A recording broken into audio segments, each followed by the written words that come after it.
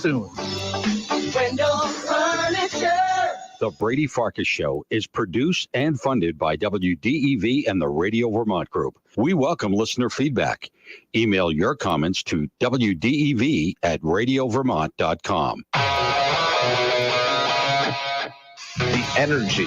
The guy told me I was no spring chicken anymore, and that's why my ankle was still hurting. I'm 33, not 133. The passion. The Red Sox handling of Xander Bogaerts is a complete organizational failure. The opinions on all your favorite teams. No, not this year, but it's next year where Bill Belichick ends up on the hot seat. This is the Brady Farkas Show on WDEV AM, FM, and WDEVradio.com.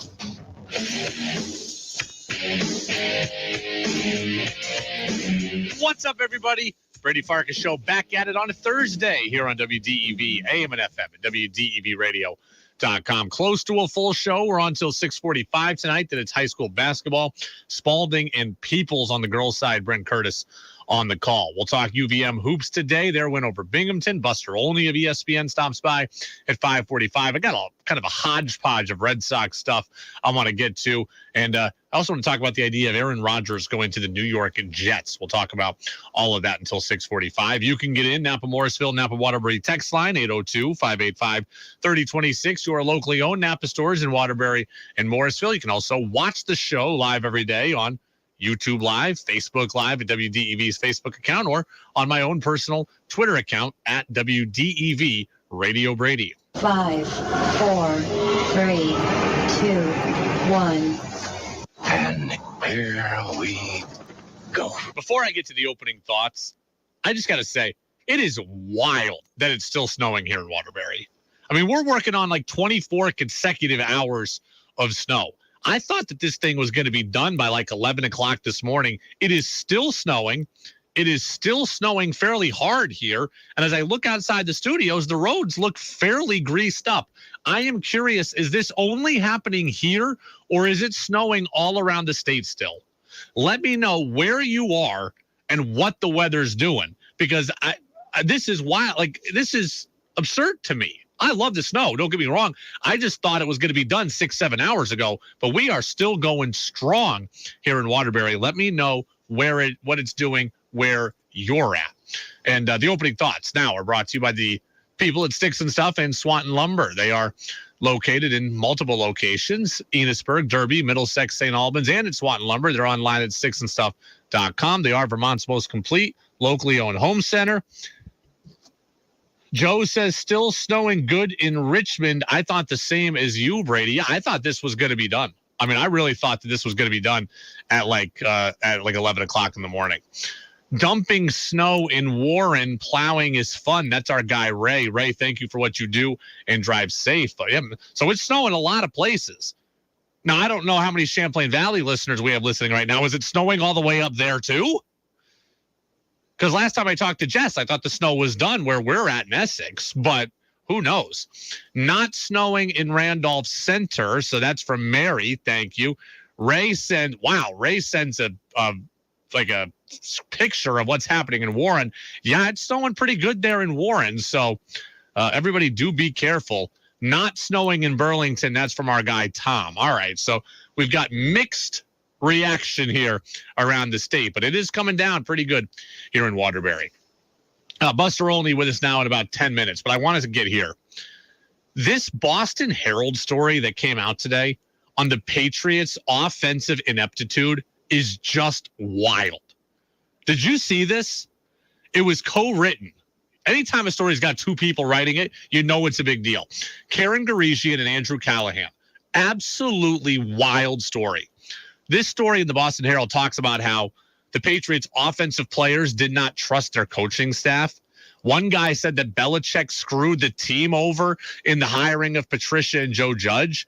talks about how Mac Jones hated Joe Judge, how they would curse at each other loudly and visibly in practice on the field, talks about how Judge tried to dominate the meeting room, tried to coach other positions that he wasn't being paid to coach outside of quarterback, talks about how through training camp, the Patriots had halfway through camp essentially no plays installed, how they had to make so many adjustments in season because they weren't ready to start the season, talks about how Belichick berated Joe Judge at practice, all of it. This is a crazy story. And you know what's so crazy about it? This is the kind of story you read about the Arizona Cardinals. It's the kind of story you read about the Detroit Lions or the Jets or the Cleveland Browns or the Washington Commanders. This kind of dysfunction happens on bad football teams. This kind of infighting happens on losing football teams.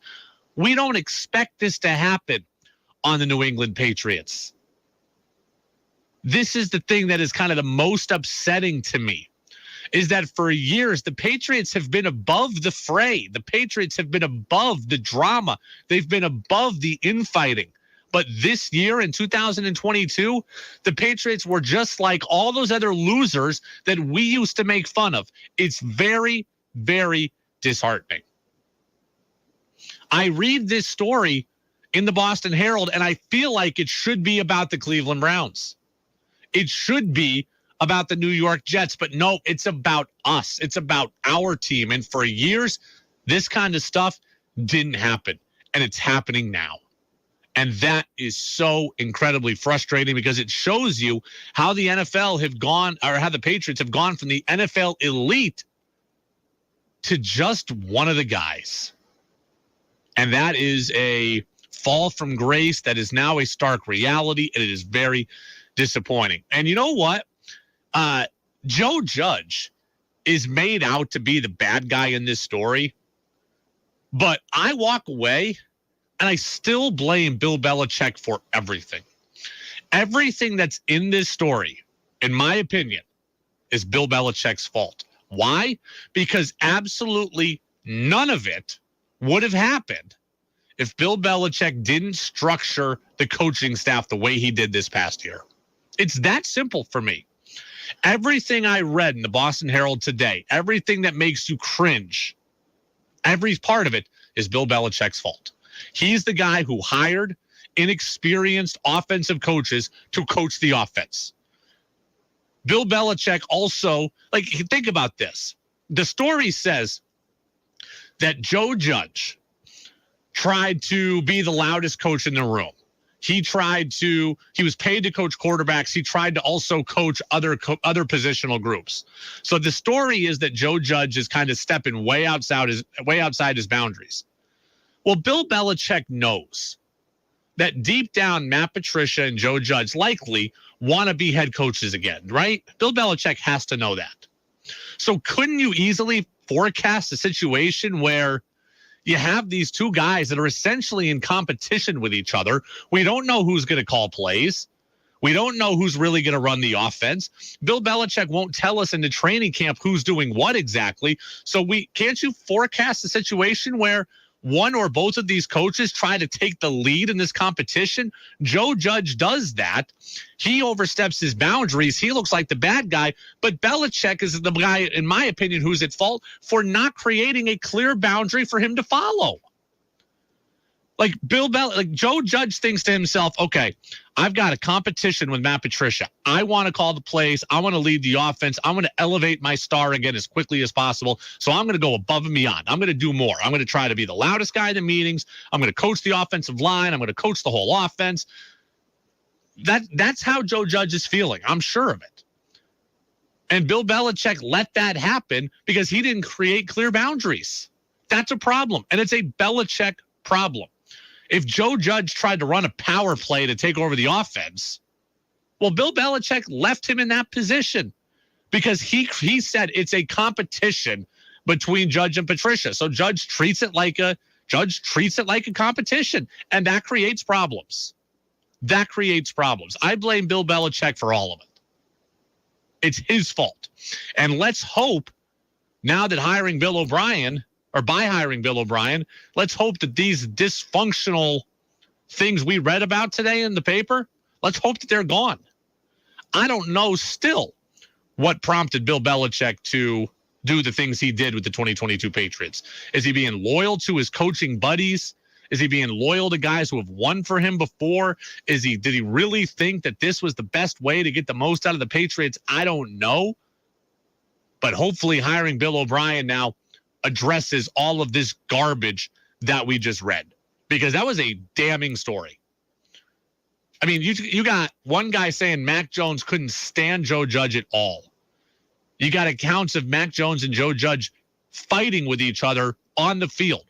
You got Bill Belichick essentially phasing Judge out as the season went on and berating Judge on the field in front of everybody too. None of this is good and none of this is healthy. And this is the kind of thing that happens for a team that went 4-13, not a team that we want and expect to be playing in the AFC Championship game every year.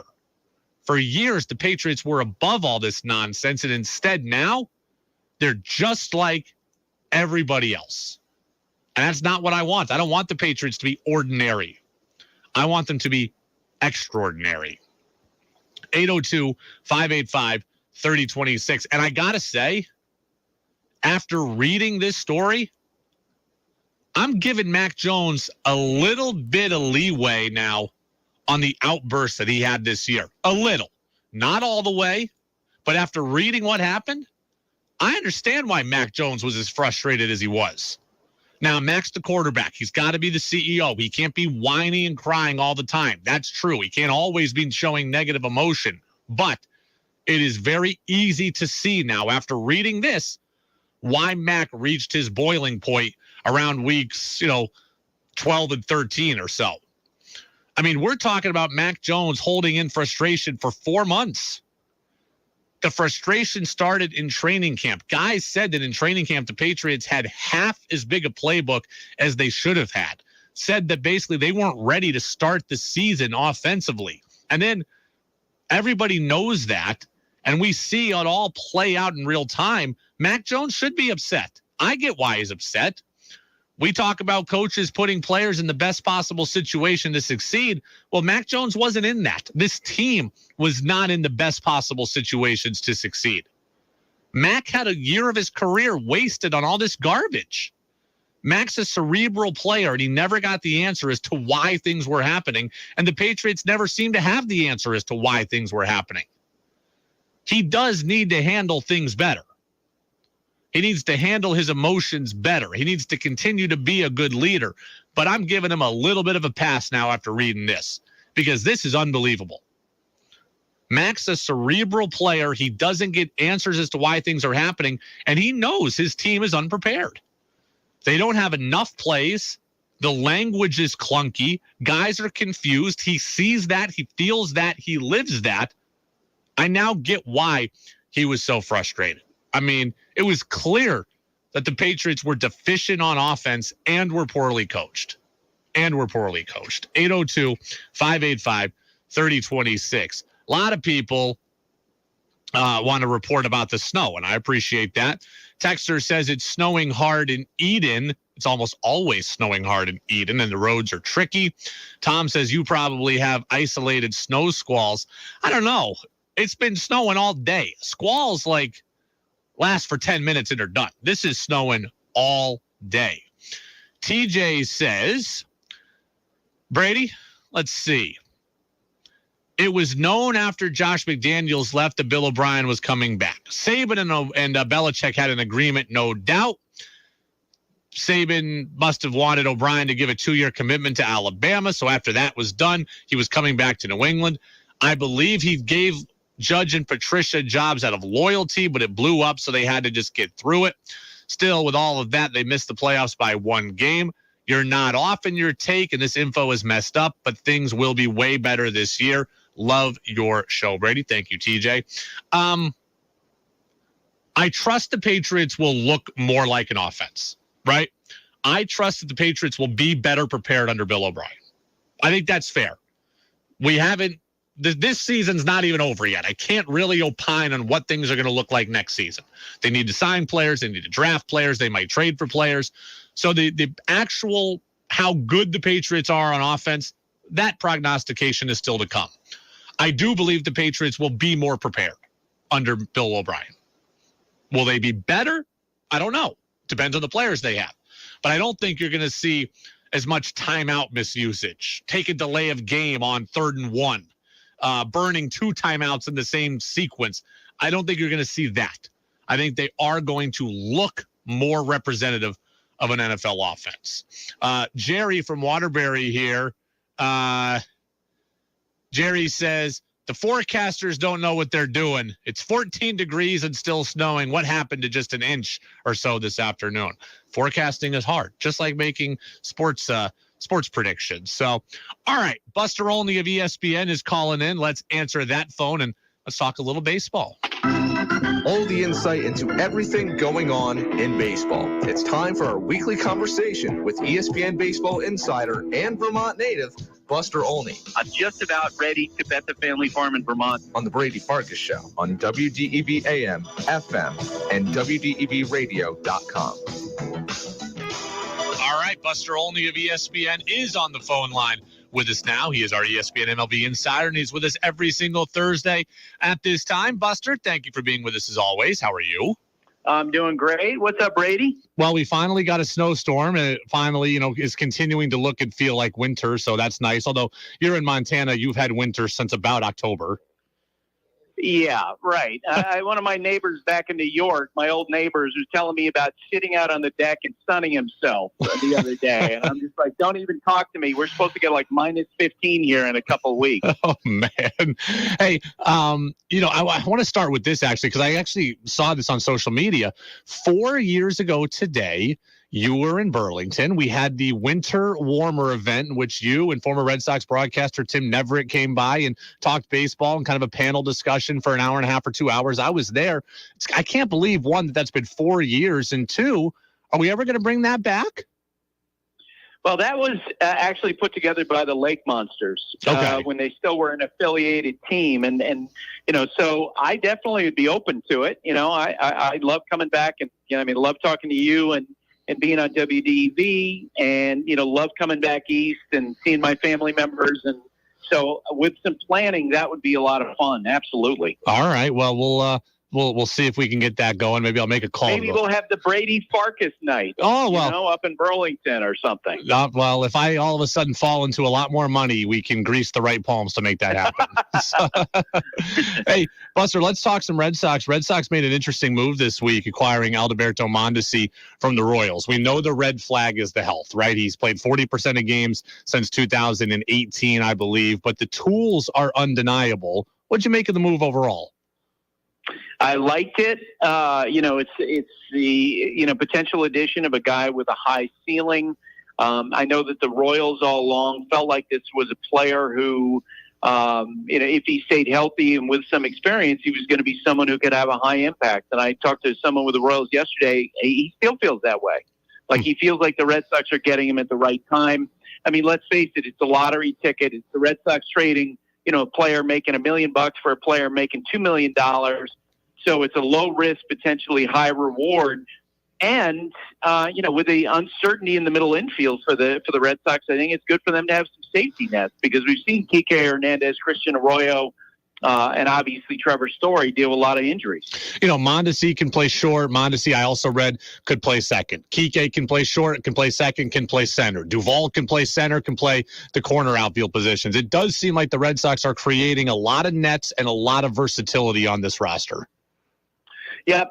And I think that's what they're going to need to do, given the injury histories of the players that we're talking about. A lot of ways for Alex Cora to go. I think it's pretty clear. You and I both feel the same way. We don't see the Red Sox in the same realm as, the Yankees or the Blue Jays or the, Tampa Bay Rays. But I do think that, if they can keep some of these guys relatively healthy this year, that they might be more competitive than a lot of people expect. Yeah, I feel like this goes one of two ways, Buster. All the ifs hit, right? Duvall and Mondesi and Kike and Arroyo, everybody stays healthy. And then Paxton and Sale are good. Like if goes well, they could win 84 games and be frisky. But I also think the wheels could completely fall off and they win 68. Yeah, and I think that's going to depend in part, on the injuries, because they do, whether you have an older guy like a Justin Turner, an older guy like a Kenley Jansen, the players that we've talked about, will those guys be able to stay on the field? And I just look at the lineup, and you compare it to a team like the Yankees with Judge and Stanton and, Anthony Rizzo, or compare it to the Blue Jays, who have added a lot of balance to their lineup, with Vladimir Guerrero Jr., and then you have Bo Bichette. I just don't see the Thunder in the Red Sox lineup. And it's pretty hard, I think, going to be very hard for the Red Sox to consistently contend in the American League East unless they find a way to hit more homers than we project. Buster Olney, ESPN MLB insider, with us here on the Brady Farkas show. He is every Thursday. And I was talking with Tom Caron of Nesson about this yesterday, and I'm continuing to kind of wonder about it 24 hours later. Kike Hernandez is going to be in the infield for the Red Sox, right? He's going to be either their primary shortstop or their primary second baseman. But yet when he goes to the World Baseball Classic, he's going to be playing center field for Team Puerto Rico. How big a deal is it that a guy who you're counting on to kind of change positions for you again is going to be playing center field for maybe 3 weeks to a month, because Puerto Rico expects to be pretty good? Yeah, I don't think it's that big of a deal, because you're talking about a veteran guy who, every day he's preparing at shortstop. He takes ground balls during the regular season at shortstop on a regular basis. He's played the position in the past. I know from my communication with Alex Cora, they actually feel like Kike is going to be a really good shortstop. In fact, one of in the upper echelon of shortstops. I don't know if I'm necessarily, in agreement with that. But I also respect Alex's, his perspective. He has a lot more experience, a lot more knowledge than I do. I think they feel pretty good about that. And with Kike, someone who brings so much energy every day, I actually think in his case, I think it's pulling the reins on him a little bit in terms of his daily preparation. So I think he'll be fine in terms of that. It's a question of whether or not he can stay on the field. The I did not know this until TC told us yesterday. All spring, managers are going to be prepping players at spring training to play under the new rules, right? Pitch clock, limited shifts, etc. But at the World Baseball Classic, they're playing with all the old rules. So you have all these top players that are going to go and not get experience playing the new way they're going to be playing in the season. Do you think that's a big deal? Potentially for some players. I do think that for some guys, they're going to adjust quickly. I do wonder about the pitchers, right? Yeah. Who now have this dramatic change where they have to deliver the ball, within 15 seconds with no runners on base, 18 seconds with runners on base. I think that's going to be an adjustment for a lot of guys. I think that, the rhythm of taking the signal from the catcher, through the electronic system that the catchers use now, getting back on the rubber, potentially looking at the runner at first base. I don't know exactly what the impact of all that's going to be, but I think it's going to be greater than what we expect. And I think for pitchers who are not accustomed to dealing within that time frame, I think we are going to see some violations early in the year. Some pitchers get frustrated with the new rules. It's interesting, too, after talking to TC, he said it's very clear that as he called it, the Dodgers Mafia is kind of the leaders in the Red Sox clubhouse. Kike, Turner, and Kenley Jansen. They would kind of be the leaders in that clubhouse. My question is, what obligation does Devers have to step up and be a leader? Because he's kind of backed off from that. He kind of seems like he just wants to play and be one of the guys, but as a long-term asset making the money that he is, doesn't he need to step up in some way leadership-wise and not defer to these other short-term options? I don't think so. I think that his leadership is actually a lot like what I witnessed with Derek Jeter. Derek Jeter went out and he played hard, and he was a really great player for a lot of years. He was not necessarily the guy who was going to, call a team meeting or tip over the spread or get in people's faces. Cal Ripken was the same way. Cal didn't necessarily talk to players. You heard from Phillies people about Bryce Harper, who was clearly a leader on that Phillies team last fall as they made it to the World Series. Bryce is not someone who goes nuts and is in people's faces or cajoling other players.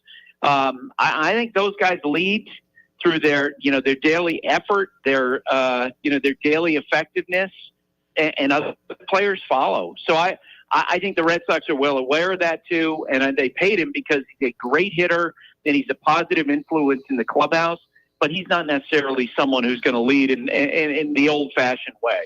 Let me tap into your baseball history knowledge, and this certainly predates. Oh boy! Yeah.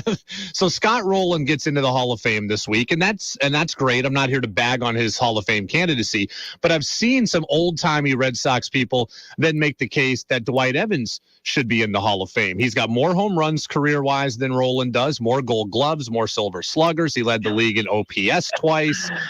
Does Dwight Evans have a case if Rowland gets in? Again, Dwight Evans predates all my baseball watching here, so I'm throwing this out to you. Yeah, 100% he has a case. The Hall of Fame voting is a complete mess.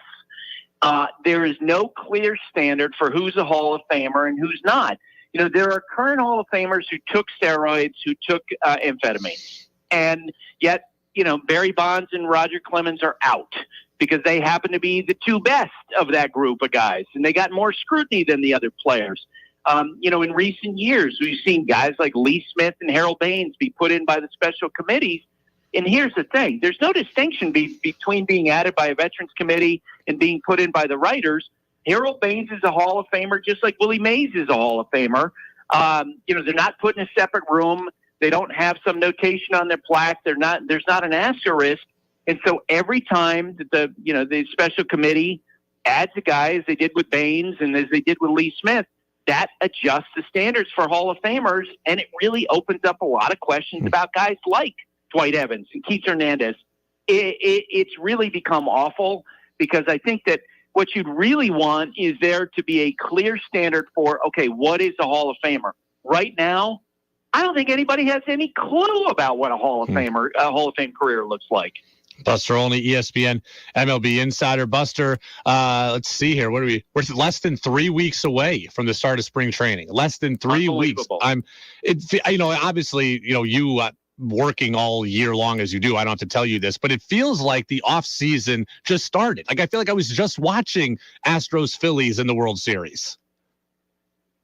It's pretty funny. I've enjoyed this off season because it's more typical of what we had, for years and years and years, where most of the baseball business was done by January 1st. And you had some deals like the Marlins, trading for Luis Arraez last week.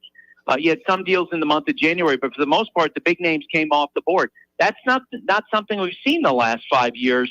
It actually has allowed, I think, managers, general managers, players to, emotionally, physically prepare, for the start of spring training. And maybe with the WBC being part of spring training this year, that's a really good thing. I think everyone will be ready to go, and they're going to need to be with all these rules changes. Real quick, I said last question. I have one more. So Red Sox winter weekend was last weekend, and John Henry showed up at that. He doesn't show up for the Devers presser, but he shows up at the Fan Fest basically and ends up getting booed. If you're not going to – I just don't get why he showed up. He hasn't been at anything in 2 years, but he comes to that? Look, I think it's great when owners show up to anything. So if he shows up to one event or three, I'm not going to bag on him for that. What I was surprised was I was really surprised by the reaction that we saw with Chaim Bloom, to the booing, where he's trying to explain again the Mookie Betts decision. John Henry clearly put off by the question about whether or not, the Red Sox are still important to his ownership group. Those are reactions that you could have forecast months out, given the frustration of Red Sox fans. And as I watched that reaction, it jumped back to what I used to hear from David Cohn in his counsel to teammates about how to handle criticism, how to handle questions after a bad outing. He would tell them, look, just tell them you blew it and you aim to do better the next time. And I don't understand why they don't do that. I don't understand why someone doesn't just come out and say, you know what, you're right, we haven't made good decisions. The Mookie Betts thing, in retrospect, looks like a colossal mistake, and that's on us, and we hope to do better. I think that's a lot better way to handle it than to be defensive and to be upset by either questions or, fan reaction. Buster, much appreciated. Next week when we talk, 1 week closer to spring training, and we'll be in the month of February. So we'll talk soon. That sounds great. Thanks, Brady. Absolutely. There goes Buster Olney, our ESPN MLB insider. I am starting to get the spring training itch. I know it's cold. I know we really just got snow, and I really do like winter, but I'm starting to get the itch. I'm throwing snow. Today I was throwing snowballs at trees in my complex trying to hit them. I did it for like 5 minutes. If I could throw anything that looks like a baseball, I was excited. There's a ton to get to from Buster. I got a lot of Red Sox stuff. I kind of want to clear out my Red Sox notebook. We'll do that in the 6 o'clock hour. But Aaron Rodgers, is he going to be a New York Jet? We'll discuss next on DEV. 96.1 WDEV FM Warren, 96.5 W243 AT Barrie, 98.3 W252 CU Montpelier, AM 550 WDEV Waterbury. This is CBS News on the Hour, sponsored by Liberty Mutual Insurance. I'm Monica Ricks in New York. Some Memphis police officers are on the other side of the law today over a deadly traffic stop. The 5 officers already fired from the force now face second-degree murder charges in Tyree Nichols' death. Simply put, this shouldn't have happened. David Roush is director of the Tennessee Bureau of Investigations. Nichols died 3 days after being beaten by the officers following a traffic stop. District Attorney Steve Mulroy. Each of the 5 individuals played a different role in the incident in question. The actions of all of them resulted in the death of Tyree Nichols. Nichols and the officers are all black. Body cam video of the incident will be released on Friday. Steve Futterman, CBS News. In South Carolina, we heard the initial police response in Alex Murdaugh's double murder case today. The former lawyer is accused of killing his wife and adult son. Did you check them? We got medical guys that's what they're going to do, okay? What are they doing? Can they hurry? They are. Yes, sir. That gentleman that was out here already, he's one of the battalion chiefs, okay? Prosecutors believe he murdered his family to distract from financial crimes. The FDA's recommended streamlining COVID vaccines to a single dose. Dr. David Kaslow. Most of the general U.S. population have been sufficiently exposed to spike protein, either to infection, vaccination, or both, such that a single dose of a COVID-19 vaccine would induce or restore vaccine effectiveness. President Biden blasted Republicans today for holding the economy hostage by not raising the debt ceiling. They're actually threatening to have us default on the American debt, a debt that's been accumulated over 230 years, okay? And the interest on that debt, we've never, ever done that. The GOP fired back, blaming the president for what they call reckless spending that's contributed to crippling inflation. A close encounter tonight of the asteroid kind. NASA says it's about the size of a delivery truck and will come to within about 2,200 miles of the Earth over South America just before 7:30 Eastern Time. But the space agency says even if it came closer, it'd still burn up in the atmosphere, with a few larger pieces falling as meteorites. The close encounter comes exactly 4 months after NASA sent its DART spacecraft crashing into another asteroid. And we have impact. That demonstrated a possible way to push an asteroid out of the way, should it be on a course too close for comfort. Peter King, CBS News at the Kennedy Space Center. Also today, NASA paid tribute to astronauts who died in the line of duty, including the Space Shuttle Columbia crew. It's been nearly 20 years since that explosion. The 7-member crew died just minutes before landing. This is CBS News. Nobody should have to pay for one-size-fits-all insurance coverage. Liberty Mutual customizes your car and home insurance, so you only pay for what you need. Liberty Mutual Insurance. WDEV is sending a lucky winner to the Daytona 500 this February, and it could be you. Prize includes a 5-day, 4-night trip with round-trip airfare, hotel accommodations, $500 in spending money, and tickets to the Daytona 500. Sign up for your chance to win at the following locations. The Great Outdoors, Northgate Plaza, Morrisville. Hayes Ford, Main Street in Newport. Leo Small Engines, Route 15, Morrisville. Two Sons Steakhouse, Main Street, Hyde Park. And Paris Auto, Brooklyn Street, Morrisville. Tickets to the Daytona 500, 5-day, 4-night hotel accommodations, and $500 in cash. Sign up today. No purchase necessary. Contest rules and details available at WDEVradio.com. Sponsored in part by Milne Travel American Express. It's Macy's Big Home Sale with an extra 20% off with your coupon or Macy's card. That's on top of great deals on fresh updates, like 30% off fluted dinnerware and glassware from Hotel Collection, and 30% off bedding and bath from Charter Club Damask Designs. Plus, save on home specials, like our best-selling Radley 5-piece sectional sofa for $21.99. Going on now at Macy's. Savings off sale and clearance prices. Exclusions apply.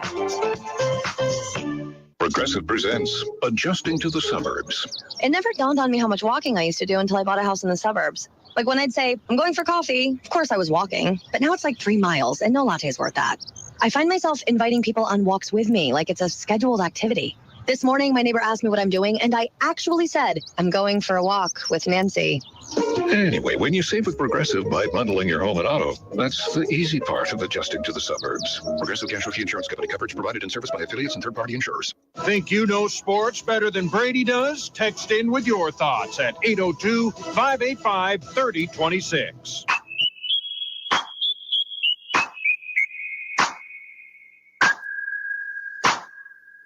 This is former NFL wide receiver Keyshawn Johnson, and now we're back to the Brady Farkas Show on WDEV Radio and WDEVradio.com. Welcome back in, Brady Farkas Show right here on WDEV, AM and FM, and WDEVradio.com. High school basketball coming up 40 minutes from now. Spalding at Peoples on the girls' side. Brent Curtis is on the coverage of that one, so we'll get you out there at 6:45. Yes, I am officially getting worried about the idea of Aaron Rodgers going to the New York Jets.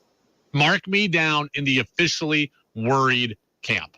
As a Patriots fan, I do not want this. And if you tell me that you are not worried about Aaron Rodgers going to the Jets, one, I think you're lying, or two, I just think you're flat out wrong. Aaron Rodgers going to the Jets could happen, and if it does, it should worry you and it should bother you as a Patriots fan. I mean, look at the breadcrumbs. The breadcrumbs are there to make this a very realistic possibility. One, it has been known that Aaron Rodgers and the Packers might separate, right? It's well established through last year's contract negotiations that Rodgers can leave the Packers if he wants to. So there certainly is an understanding that Aaron Rodgers is not untouchable. So right there, right off the bat, the fact that he can leave makes this instantly a real possibility. Two, Adam Schefter of ESPN says the Packers will not trade Rodgers within the NFC. So now we're only looking at AFC teams, shrinking it even further. That opens up an even bigger path to the Jets. And mind you, a lot of AFC teams don't need quarterbacks, or there are clearly teams that Rodgers wouldn't want to go to. So really, we're only talking about a small possibility of teams that could even get Rodgers or would want him, and the New York Jets are one of them. And because they're in the Patriots division, I hate it, and I am very, very worried about it. I mean, look, run down the list. Buffalo doesn't need a quarterback. The Bengals don't need a quarterback. Neither does Kansas City. All right, so right off the bat, there's 3 teams in the AFC that don't need quarterbacks. Cleveland doesn't need a quarterback because they're paying Deshaun Watson $1 gazillion. The Chargers don't need a quarterback. They've got Justin Herbert. Denver can't bring in a quarterback. They've got Russell Wilson. Jacksonville doesn't need a quarterback. They've got Trevor Lawrence. If Lamar Jackson comes back, they don't need him in Baltimore. Pittsburgh likes Kenny Pickett.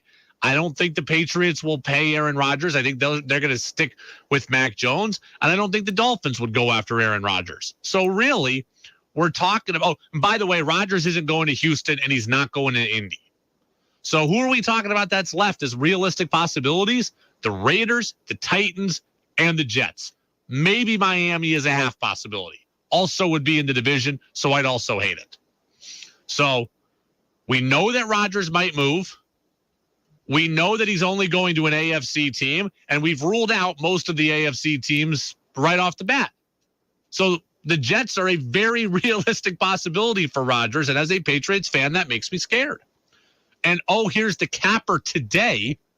The Jets hired Nathaniel Hackett as their offensive coordinator, who, yes, we can make fun of what happened to him in Denver as the Broncos head coach, But he was Rodgers' offensive coordinator in Green Bay. Working with Rodgers made him an MVP, and then got Hackett hired in Denver.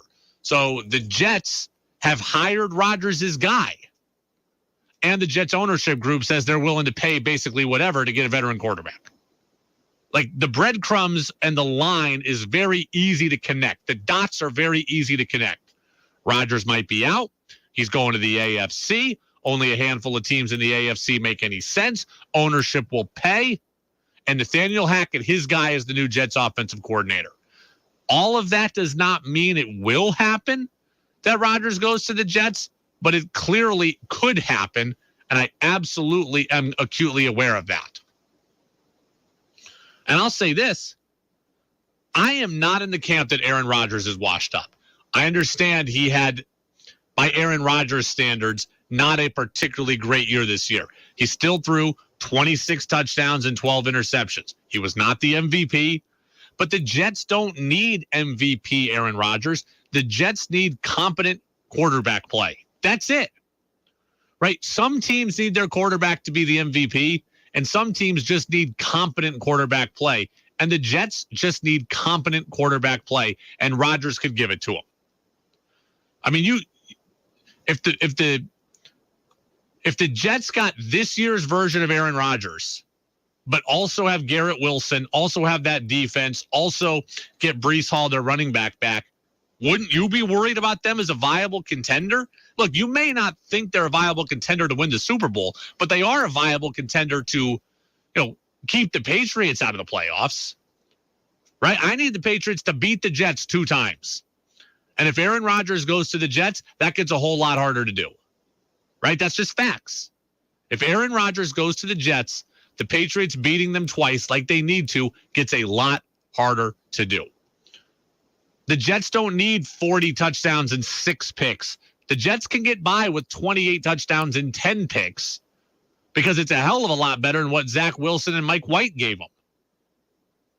Jets fans want to win the Super Bowl. I'm really just concerned about, can I beat the Jets and finish ahead of them? And if they get Rodgers and he plays halfway decent, then no, I'm not sure that I can. I mean, look, the AFC is a gauntlet. It is a gauntlet as it stands now. I don't need it getting even harder for the Patriots. I've said that I think the Patriots are just a handful of tweaks away from becoming a playoff caliber team. That's true. But you know what? A bunch of other teams are just a handful of tweaks away from becoming a playoff caliber team. The Patriots are going to have stiff competition in the AFC again next year. And if Rodgers joins it, it gets even stiffer. Buffalo, Cincy, Kansas City. They're all ready for next year, guaranteed better than the Patriots. Baltimore with Lamar would be better. That's 4. And then I would say the Chargers could be better. Jacksonville could be better. Miami, Cleveland, Pittsburgh with Kenny Pickett. And then the Raiders and Jets, depending on what they... Can you imagine if the Raiders get Tom Brady and the Jets get Aaron Rodgers? Just how much better the AFC is as a whole, and the Patriots' chances of making the playoffs and making noise goes down significantly. I am worried about this, and you should be worried about it too. I am completely against the AFC bringing any more talented quarterbacks in. And Aaron Rodgers is still a talented quarterback. So yes, I'm aware of this, and I hate the idea of it. I absolutely hate the idea of it. Bob in Moncton says, just joining the conversation, didn't Brett Favre go to the Jets as well? Yes. And Peter in Williston pointed out the irony of that also. And he says it would be too funny given what happened with Brett Favre. Remember, the Jets were 8-3 with Brett Favre. Then Favre got hurt. They finished, I want to say 8-8 or finished 9-7 and missed the playoffs. So it would be ironic if Aaron Rodgers gets traded to the Jets, given what happened with Favre. Absolutely. But I'd be worried about it as a Patriots fan. Again, I am worried about talent coming into the conference. I'm really worried about talent coming into the division. Right? I want more rookie-type quarterbacks. I want more Zach Wilson-type quarterbacks on the Patriots schedule. I don't need Aaron Rodgers. You look at the Patriots schedule next year and who they're already playing. Right? The Patriots are already playing Philadelphia next year. That's tough. They're already playing Dallas next year. That's tough. They're already playing Kansas City. They're already playing The Chargers, they're already playing a lot of good quarterbacks. A lot of good to great quarterbacks. I hate the idea of them adding more good to great quarterbacks on their schedule. Charlie says, Brady, did you not once say you should not worry about something you can't control? No, I definitely didn't say that. When it comes to sports psychology, I'm telling you that you can't, as an actual athlete, you need to only worry about things you can control, right? If I'm a pitcher, well, I can't control what the mound is like. I can't control how the baseball feels. I can't control what the umpire does. I can't control what the weather is. I can't control how short or long the fence is. I can't control that my shortstop made an error or that I threw a great pitch and the guy beat it for an infield single. As a player, don't worry about things that are out of your control. I'm not a player right now. I'm a fan. And I'm a radio host. And I'm telling you that you can worry about this. Because the AFC already has Josh Allen, Joe Burrow, Patrick Mahomes, Justin Herbert, Deshaun Watson, who presumably should be better. It could very well have Lamar Jackson still. It has Trevor Lawrence. It has Russell Wilson, who, look, couldn't possibly be as bad as he was this year. So, this is a very good AFC already. I don't need to add Aaron Rodgers to it. I don't need to add Tom Brady to it. I want more teams getting worse, not more teams getting better, because I need the Patriots to get better. Yes, they're a few tweaks away from being a playoff team, but so are a bunch of other teams. So are a bunch of other teams in the AFC. Text also says from Luke in Shelburne, if you're Rodgers, why would you even want to go to the Jets? Well, didn't I kind of just make the case for that, Luke? I can easily sit here and say that the Jets are attractive to Aaron Rodgers. The Jets might not be attractive to every quarterback, but I certainly think they'd be attractive to him. One, they just hired his old offensive coordinator. He plays in a division where he's got to think he can come in and at least immediately be top 2 in the division. He's not scared off by cold weather. He's not scared off by media attention, so that's not going to worry him. They have a top-flight wide receiver in Garrett Wilson. They've already, I just saw them in Mel Kiper's mock draft, which I care very little about. They're mocked to take another top-flight wide receiver, and the Jets have a very winnable schedule next year. I mean, you look at it outside the division, Washington's on the schedule, Atlanta, Houston, Denver, Cleveland. Those are winnable games, and a couple of those seem to be very winnable. So, yeah, I think there's some pretty easy reasons to see why the Jets would be better. Texter says the Jets have better weapons at wide receiver than Green Bay, and Rodgers makes them better than New England. I would agree with that. Again, we don't know how teams are going to draft. We don't know who's going to get signed, but if we're just looking at it right now, if Aaron Rodgers goes to the Jets, they're better than the Patriots. Right? There's no way they're not. They would be better than the Patriots today if they got Rodgers. Phil in Berlin. Brady, how many teams do you think will have new quarterbacks next season? I mean, Phil, we can't answer that right now, but I've kind of done this exercise in my head. I think there are at least a dozen teams that could have new quarterbacks.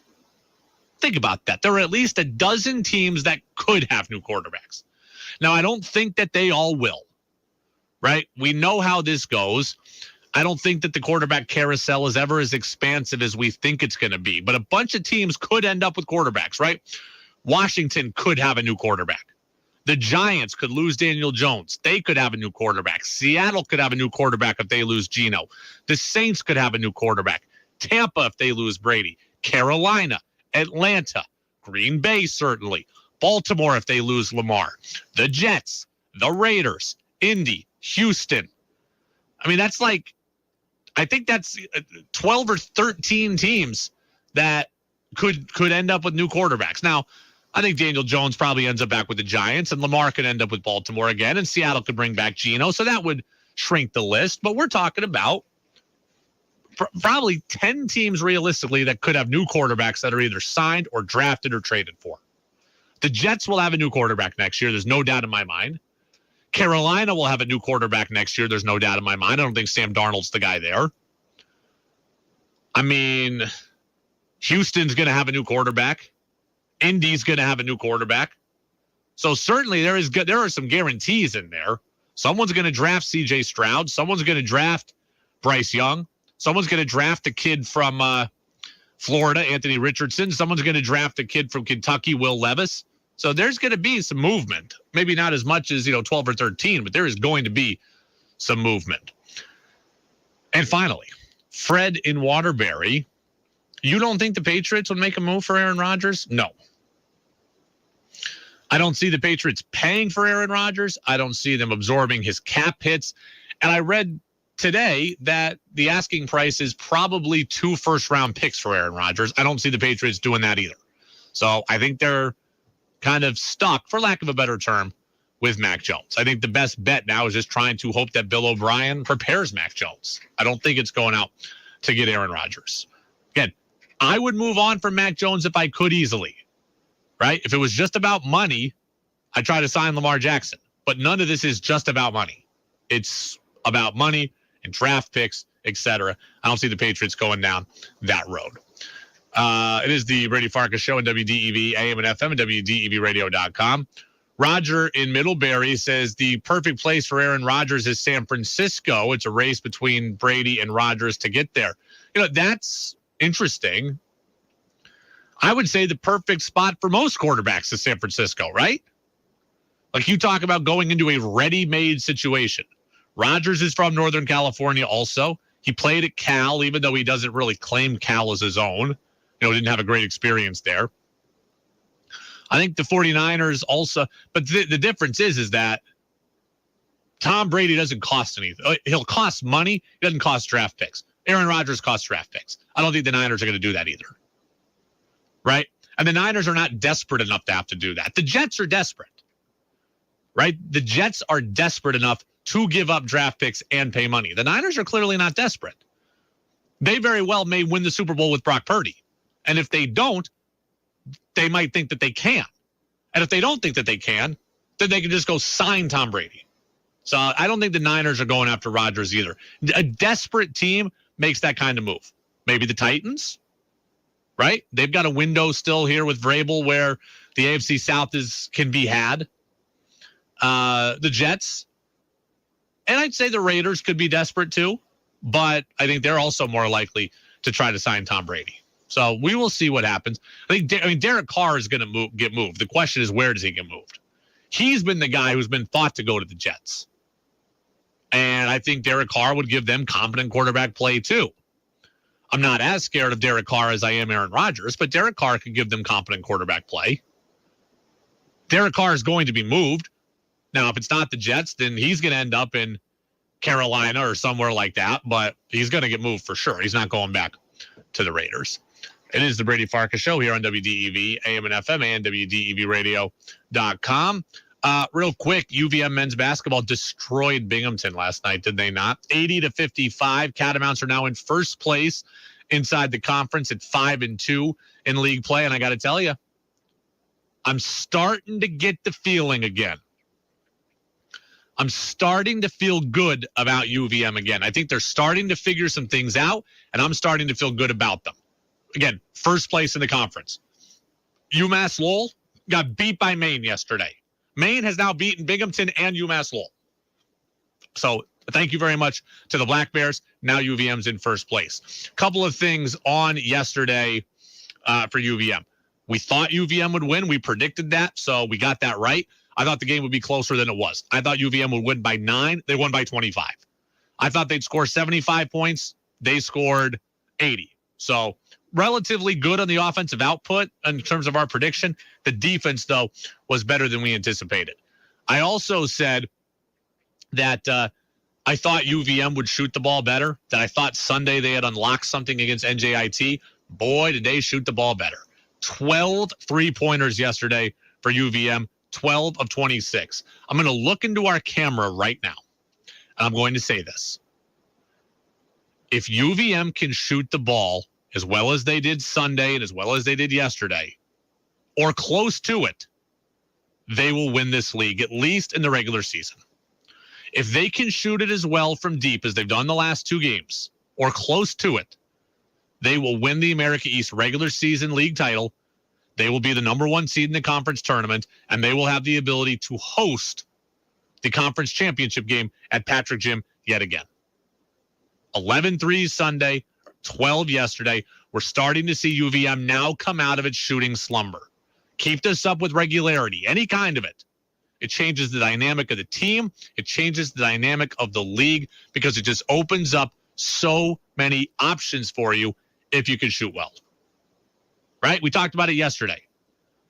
You shoot well, defense runs out at you, defense flies by, other things happen. And I want to acknowledge something else again.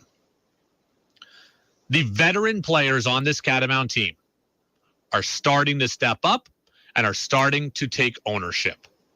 I know some people think that I'm a hater. I'm not a hater. I'm just a truth teller. And when you deserve credit, I'm going to give you credit. Finn Sullivan and Dylan Penn, we've asked them to step up. We've asked them to be stars. They are now giving you star efforts. 20 points from Sullivan last night, 5 threes hit. Penn had 18, 14 of which came in the first half. You're seeing the veterans step up and take ownership now of this team offensively. And as they do that, the team is starting to cook. Winners of 3 straight. Matt Veretto had 14, another veteran taking ownership. Then you get 11 from TJ Hurley, and that's a nice contribution from a freshman. But you get 4 players in double figures, you're going to be hard to beat most nights, especially in this league. I'm starting to feel good about UVM. I'm starting to get that feeling. As we get to the halfway point of the conference season, I'm starting to get that feeling. Text from Rod in Williamstown. Is the America East much better this year, or is it much worse? What is the reason for all this parity? How can Maine lose so badly against some teams and beat UMass Lowell, who was in first?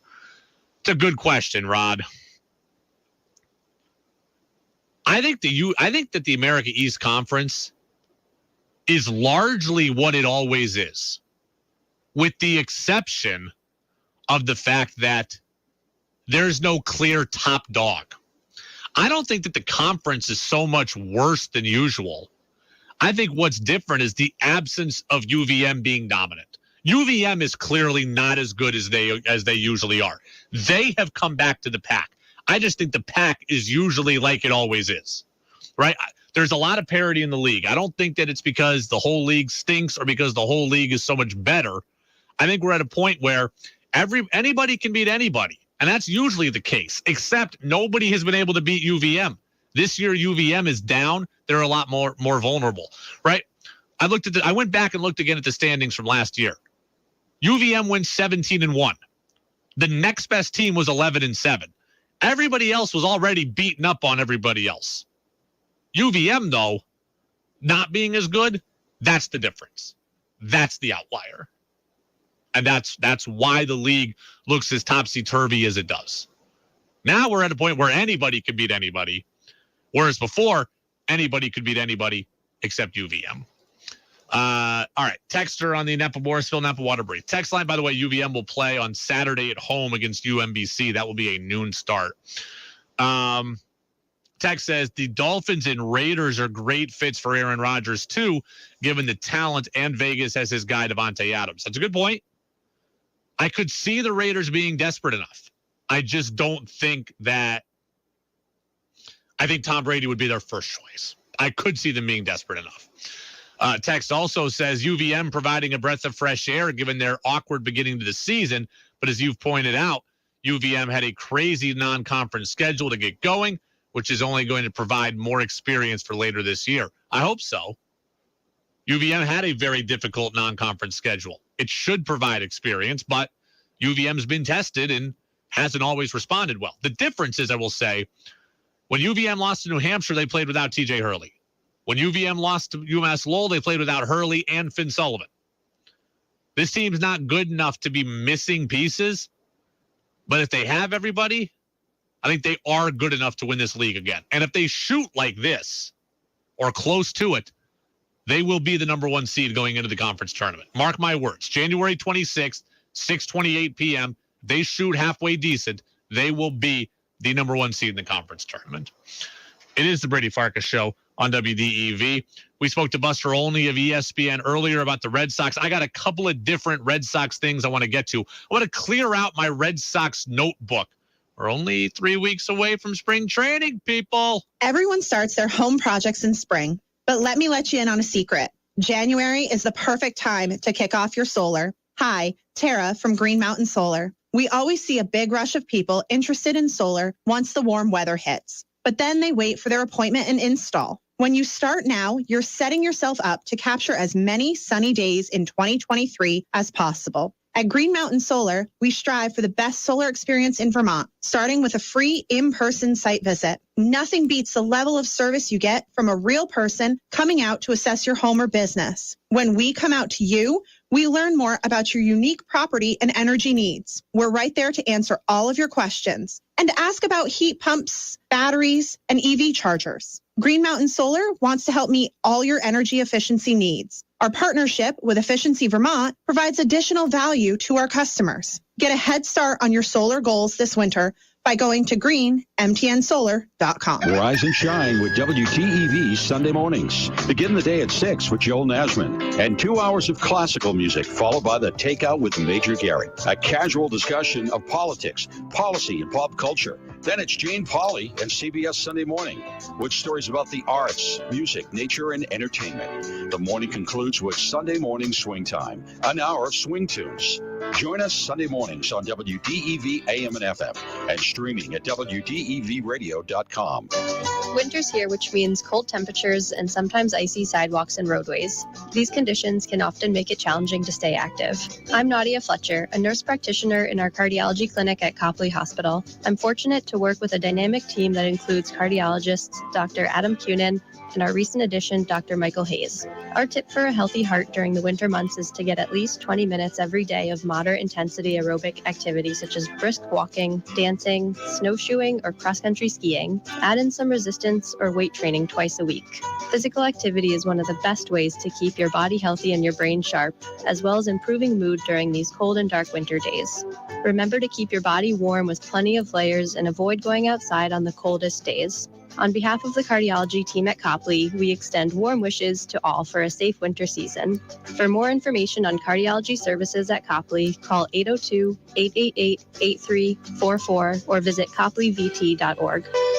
Hey everybody, I'm Lee Cattell. Have your lunch with Brady Farkas and me weekdays on the Midday News Service. The latest local news, Brady's sports report, Roger Hill updates from the Forecast Center, plus business, interviews, and breaking news as it happens. The Midday News Service, weekdays during the noon hour on Vermont's news and sports leader, WDEV FM and AM. Streamed at WDEVradio.com. Do you love a bargain? Then the WDEV Trading Post online marketplace is for you. Get great deals on goods and services from local businesses, furniture, gift certificates, recreation discounts. You'll never know what you'll find. All deals are at a reduced price. Save money, and maybe you'll discover something new. The offerings and prices are constantly changing, so check back regularly at tradingpostmarketplace.com. Your chance to be part of the show is on the text line at 802-585-3026.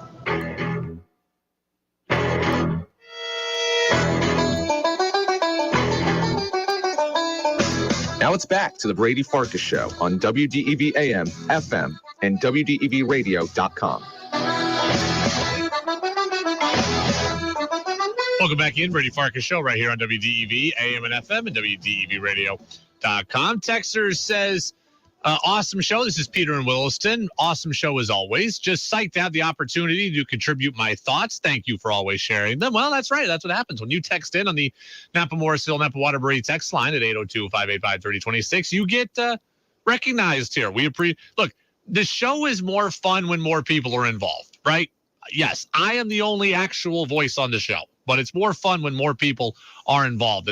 It's that back of the school bus, sports bar mentality, cafeteria mentality in high school, where we all have opinions and we all get our voice in and everybody's voice can be heard. So that's what we're going for. And that's what I'm happy to provide. And I'm happy when you guys and girls get on in. By the way, I looked outside at the commercial break. finally looks like it's almost done snowing. The storm went on about 7 hours longer than I thought it would. The roads finally look okay here in Waterbury, and it's finally almost done snowing. Not totally, but close. So close. All right. I got a couple of things. I kind of want to clear out my Red Sox notebook here. I've talked to Tom Caron yesterday. I talked to Buster Olney today. A couple things on my mind here from things that various people have told us or we have heard. Here was Buster Olney with us about an hour ago on the Red Sox. But I do think that, if they can keep some of these guys relatively healthy this year, that they might be more competitive than a lot of people expect. That right there is the first piece of Red Sox optimism I've heard this offseason. Every single pundit, every single insider, every single writer, myself included, for the most part, has been telling you how bad the Red Sox are going to be, how bad the lineup is, how bad the management has been, the poor decisions, the mishandling of things. That's been all off season. That right there from Buster Olney today on our show is the first optimistic outlook I have heard on the Red Sox. And I got to tell you, I think Buster is right. The Red Sox come with huge amount of ifs. But if everything goes right, I think the Red Sox can be generally a frisky baseball team. I do not think the Red Sox are making the playoffs. I do not think the Red Sox will be as good as we want them to be. But the Red Sox have the ability to be better than we thought. The Red Sox also had the potential to win 68 to 70 games and finish in last and be one of the worst teams in the American League. I think we are in a wide range of outcomes for the Red Sox. Look, it's if. If Adam Duvall plays like the guy who hit 38 home runs and drove in 113 in 2021 and not the guy we saw last year, the Red Sox have a chance. If Alberto Mondesi stays healthy, plays like the guy from 2019 who can hit you 240, have 15 home runs and steal 55 bases, then the Red Sox can be better than we thought. If Masataka Yoshida comes over from Japan and hits 300 and hits 22 home runs, Red Sox will be better than we thought. If Kike Hernandez is healthy and hits 18 home runs, better than we thought. If Tristan Casas can come in and provide stability at first base and hit for some power, better than we thought. Chris Sale, James Paxton, all of the above. If the Red Sox have things go right, I think they are a frisky baseball team. I think they'll be tough to play against. I think they will be tough to beat. And I think they could be hovering in that mid-80s win total, 85 wins. I think that's possible for this team. It is possible. It's also possible that none of that happens and that the wheels completely fall off, right? We'd have to acknowledge that is in the range of outcomes also. Mondesi doesn't play a lick. Right? Kike gets hurt. Paxton's not healthy. Sale's hurt again. The bullpen additions are not as good as we thought. I mean, these are all possible outcomes. But that right there was the first bit of optimism that I've heard from the Reds on the Red Sox perspective all off season. Texter says, how about the Red Sox tank the season and draft a generational talent? That's an interesting thought. Not going to happen and not going to work. We don't talk a lot about this, and I don't have 100% of the facts on this because it's just not something I was ready to talk about today. But as part of baseball's effort to discourage tanking, they have implemented a draft lottery in the same way you get in the NBA, right? So just being the worst team does not guarantee you the number one pick. In fact, I think whoever had the worst record in baseball ended up with like the number 4 pick this year or something. So tanking doesn't necessarily work. Like the Twins or something got the number 1 pick and they should have had like the number 6 pick. So tanking doesn't work as well as it would have in the past, right? When the Astros tanked and got Bregman and Springer and all these guys, it was easier. It's harder now. All right, couple of other things on my Red Sox notebook. Yonder Alonso of the MLB Network talking about the addition of Alberto Mondesi. I think it's definitely a bridge. And when you look at the Mondesi, it's a high risk, high reward, right? We understand he's only played 51 games in 2 years, but they're hoping to get 100 games out of him, possibly, and being that guy that he was in 2019 with 43 stolen bases, 10 triples, hit around 260. He's kind of that bridge. That's not how I see the term bridge, right? And this is just as nitpicking on semantics. But when I think of a guy who's a bridge player, I am thinking of somebody who is the bridge until somebody is guaranteed to take over, right? Talk about the NFL. Mitch Trubisky was supposed to play in Pittsburgh as a one-year bridge for Kenny Pickett, right? If Mitch Trubisky played the whole season, he would be the bridge from Ben Roethlisberger to Kenny Pickett. When I think of the Seahawks, right? Geno Smith was supposed to be a one-year bridge from Russell Wilson to whoever they drafted. So I don't think Alberto Mondesi is a bridge because the Red Sox next shortstop is Marcelo Meyer, like their next great shortstop, and he's a few years away. So there is no direct bridge from Mondesi to Meyer. I do not think that from Bogarts to Mondesi to Meyer, I don't think that's the case. Again, that's nitpicking on semantics. It's probably not that big a deal, but it is something that I wanted to say. Adam Duvall, Red Sox new outfielder. He spoke with the media yesterday for the first time, kind of on the Buster Olney train of thought, talked about why he wanted to be with the Red Sox and why he thinks the team will be better than we think. I'm super excited about this club. I think just talking to the guys and having them reach out and getting to know them a little bit, there's some competitors on this team, and, I'm looking forward to playing with them. And I think that means more to me that everybody can pull on the same side of the rope than anything. So Duvall says Red Sox are going to be better than people think. They've got a lot of competitors. He's decided to join them. That doesn't surprise me, right? No player has ever gone into the season thinking, okay, we're going to be the worst team in baseball, right? You've never gone into the first day of school thinking, okay, this is going to be terrible. Everybody has optimism come the first day of spring training. Everybody's thinking highly. Everybody feels good about themselves. And Duvall sees what I just told you, right? He sees players with real statistics on their baseball card and thinks, okay, if guys do this, then they were good. That's how he sees it. He ignores the fact that it could also go the complete opposite. Texter says, I don't care what happens with the Red Sox. 2004 was enough for me, and that's fine. If that's how you see it, then that is how you see it. Brady Farkas Show podcast is available on Apple Podcasts and Spotify. Go find it also at WDEVradio.com. We'll be back at it tomorrow until 6:45. High school basketball with Brent Curtis is coming up next. Girls hoops, Spalding at People's Academy. Drive safe, everybody. I'll see you tomorrow here on DEV. Hi, this is Ashley LaFuria, and I'm a registered nurse in long-term